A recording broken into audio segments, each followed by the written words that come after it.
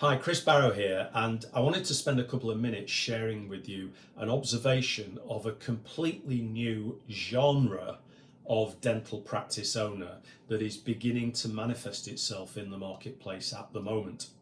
And that is the owner who is looking to build a self-managing dental business. So let's look at the landscape. There's a lot of associates out there at the moment looking over the fence and think that the grass is going to be greener as owners. And so they're signing up with independent brokers to get details of practices for sale. And there's a lot of owners looking over the fence at becoming an associate and saying, I've had enough of COVID, I'm overloaded, and I'd quite like to sell my practice and just become a clinician again, simpler life.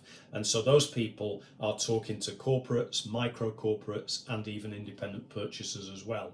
It's a bit comical from where I'm standing because, of course, the only reason the grass seems greener on the other side of the fence is usually because somebody's putting more fertilizer on it. But that's a story for another day.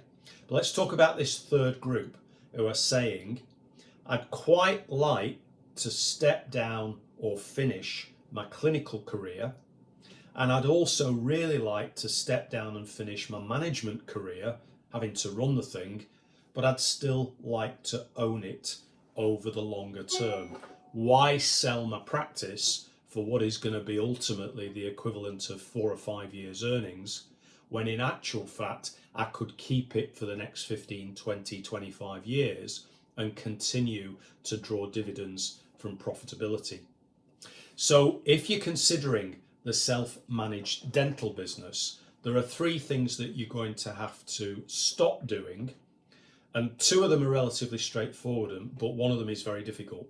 The first thing to stop doing is to stop being a clinician. Well, that's relatively straightforward, just stop.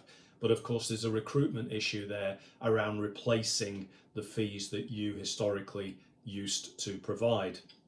The second issue is about stopping the management. Well, again, relatively straightforward. A lot of those clients are recruiting experienced managing directors who can establish and run robust systems that will operate whether or not you're in the building.